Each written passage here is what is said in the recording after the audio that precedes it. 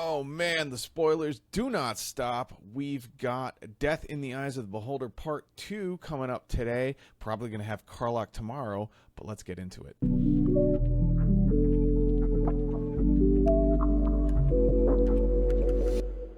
We've got a bunch of Beholder I-beam style cards here, or variants, whatever you want to call them. But yeah, the I-beams that D&D Beholders shoot, those are the cards today. Let's take a look. First up, we've got Carzakar, the Eye Tyrant. This is the guy shooting all the beams, and he's $11, $12 in the non-foil, $6 in the foil. Is this non-foil scarcity?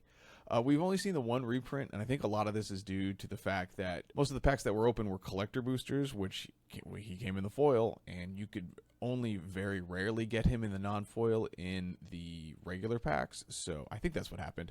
Anyways, last saw him 3 years ago, ranks 29-49, solid goad commander. This is a go-to for a lot of folks. Neat legendary here to build a lair around. Next, we've got Snuffout, or Beholder's Death Ray. This is a $7 card, 10 in the foil. Seen 6 reprints. Last reprint was a week ago again. These prices may come down, and I know that sounds a little weird, but this is coming out in Mystery Booster 2.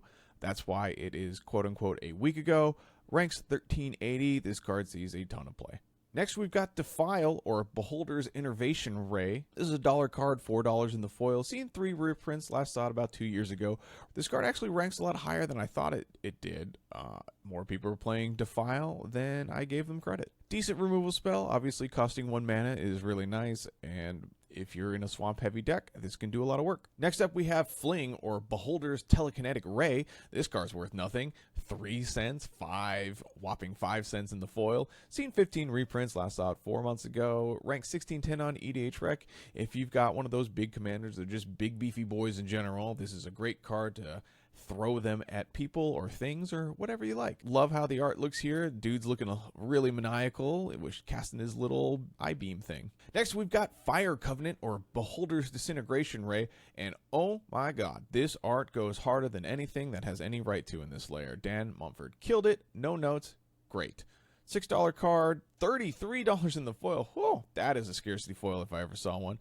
Only seen the one reprint 3 years ago. Ranked 1962. A little more of a niche card, but really good in those decks that don't mind paying life and have synergies based around that and love flying it just a little too close to the sun. Finally, rounding out this layer, we've got Oubliette, or Beholder's Paralyzing Ray. This is a $2 card, foil, non-foil. Seen 3 reprints. Again, last saw this 4 years ago. Ranked 3282 on EDH Rec. Solid, decent card. Good removal spell here. Glad to see it. I think this card is a fine include. Not great, but it's a solid playable card, so that's fine.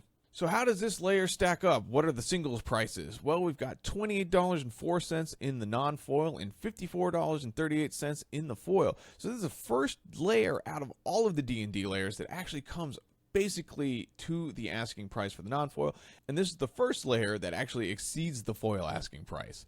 Although we do have to take that with a grain of salt. There is a scarcity foil in here, so it's probably not going to be worth as much. But yeah, we'll check that out in the ratings. So, foil ratings. Let's talk about it. This gets a 5 because we're actually over the asking price. Again, asterisk, huge scarcity foil here. Obviously, it's not going to be nearly a $33 card here for Fire Covenant because you can just kind of buy it. So, take that with a big grain of salt. But those are the numbers, so I'm just telling you what they are. Playability, this is a 4. All these cards see a good amount of play. Not staples, but, you know, getting pretty close. Art, I gave a 4. I know I gave the other Beholder layer a 3. I said it was really close, but I think this one gets a 4 purely based off Fire Covenant. That card art goes so hard. Love it. For the non-foil, this just comes down to a 4. This is honestly a solid offering all the way around. Love everything we're seeing here. This layer is actually really nice. I do like it. So the total score for Eyes in the Death of the Beholder. Wow, that was just wrong. That was just wrong. So total score for Death is in the Eyes of the Beholder 2 is a 3.8 in the foil and a 3.9 in the non-foil. Again, this gets knocked a whole half point off because we don't like scarcity foils. That being said, I think this is a very strong offering. I do like what we're seeing here. So that's all I got for you today. Let me know in the comments whether or not you're going to be snagging this one, and subscribe if you want to get notified when the Carlock Lair video comes out, because that one's the next and final preview coming out for D&D. I'll see you in the next one.